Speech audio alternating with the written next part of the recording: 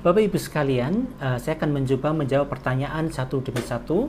Pertanyaan yang pertama, apakah menghindari konsumsi tepung ataupun gandum dan susu serta produk-produknya, apakah ini termasuk dalam tibu nabawi ataupun tidak?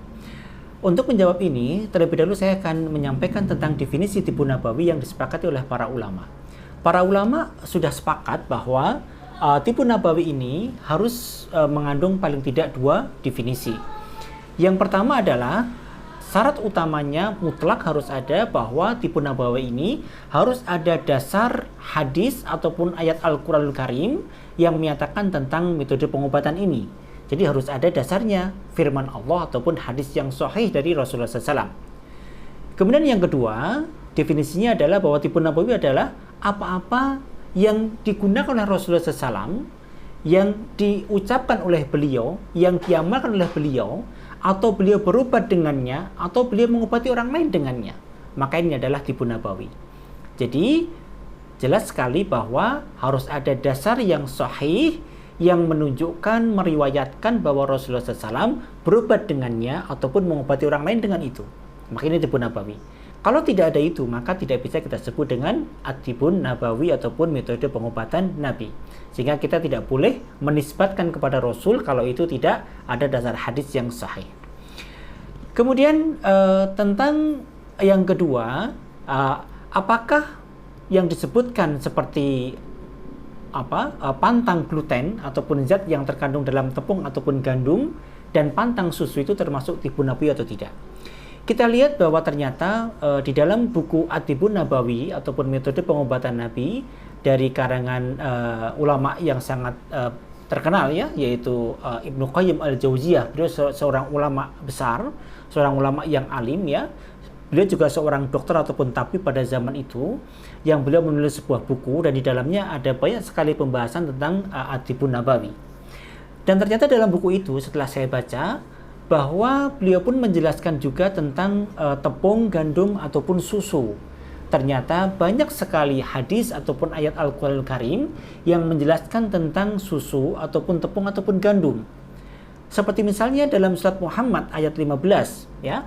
Allah sampaikan ketika Allah menggambarkan tentang gambaran surga, Allah mengatakan bahwa surga itu di dalamnya ada sungai-sungai dari air yang mengalir yang tidak berubah warna dan baunya dan rasanya, dan juga ada surga yang isinya adalah sungai-sungai yang isinya susu yang mengalir. Artinya bahwa susu ini nanti menjadi salah satu minuman penghuni surga.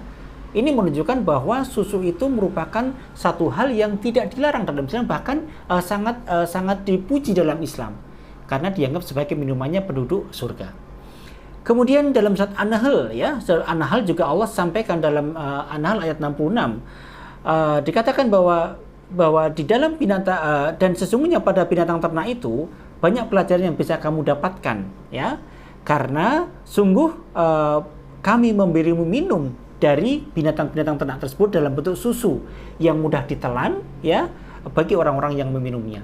Ini artinya bahwa Allah pun sampaikan bahwa sesungguhnya susu ini juga merupakan minuman yang baik, yang halal, yang thayyib ya, yang kemudian bisa kita minum karena Allah sebutkan dalam Al-Quranul Karim. Kemudian dalam hadis sahih juga banyak disebutkan tentang susu ini bahwa Rasulullah SAW merupakan salah satu kegemaran beliau adalah meminum susu ya. Seperti hadis Bukhari Muslim disebutkan bahwa Rasulullah SAW pernah minum susu, kemudian beliau minta air ya, kemudian beliau meminum air dan beliau mengatakan bahwa di dalam susu ini ada kandungan lemak ya. Kemudian dalam as-sunan dari hadis Abdullah bin Mas'ud ya, diriwayatkan secara marfu ya, bahwa dikatakan hendaklah kalian mengkonsumsi susu sapi karena sungguh sapi itu memakan daun dari setiap pohon. Ini artinya malah Rasulullah SAW menuntunkan kita untuk banyak mengkonsumsi susu sapi karena ternyata ada dalam sunan dari hadis Abdullah bin Mas'ud. Ini menunjukkan bahwa susu ini merupakan salah satu makanan yang sering disebutkan dan bahkan sering diminum oleh Rasulullah SAW. Artinya kalau ada teori yang mengatakan tidak boleh minum susu, maka ini jelas bertentangan dengan At-Tibun Nabawi karena Rasulullah SAW pun mengkonsumsi susu. Kemudian tentang gandum ini, apalagi gandum ya, bahwa sudah banyak sekali hadis-hadis sahih yang menunjukkan bahwa Rasulullah SAW ini dulu sering mengkonsumsi roti dari gandum ya. Pada zaman dulu disebut dengan sarit. Sarit itu adalah roti gandum yang berisi daging, dan ini merupakan salah satu makanan kesukaan Rasulullah SAW ya. Bahkan diriwayatkan dalam hadis Ibnu Majah dari hadis Aisyah berkata bahwa jika ada saudara Rasulullah SAW yang sakit, maka beliau memerintahkan untuk membuat gulai dari gandum gres. Jadi artinya gandum ini pun juga merupakan makanan-makanan yang cukup mewah pada saat itu, dan Rasulullah SAW pun dalam riwayat yang lain dikatakan hampir setiap hari ketika beliau tidak puasa, beliau mengkonsumsi gandum yang kasar. Artinya bahwa tepung dan gandum ini pun juga merupakan makanan-makanan yang pada zaman Rasulullah SAW pun dimakan oleh beliau. Artinya bahwa kalau ada teori yang mengatakan bahwa susu, gandum tidak boleh dimakan, jelas ini bertentangan dengan hadis, bertentangan dengan At-Tibbun Nabawi, karena banyak hadis yang menunjukkan bahwa Rasulullah SAW gemar meminum susu dan memakan gandum ataupun roti. Sehingga kita mesti kaji lebih lanjut, karena kalau kita menisbatkan kepada Rasul tapi ternyata Rasulullah SAW tidak melakukan itu, kan akibatnya cukup berat ya. Karena dalam hadis riwayat Bukhari Muslim disampaikan bahwa Rasulullah SAW bersabda, sesungguhnya berdusta atas namaku berbeda dengan berdusta atas nama orang lain. Barang siapa yang berdusta atas namaku dengan sengaja, maka adalah dia menempati tempat duduknya di neraka jahanam. Dalam hadis yang lain disampaikan, barang siapa berdusta atas namaku, maka akan dibangunkan rumahnya nanti di neraka jahanam.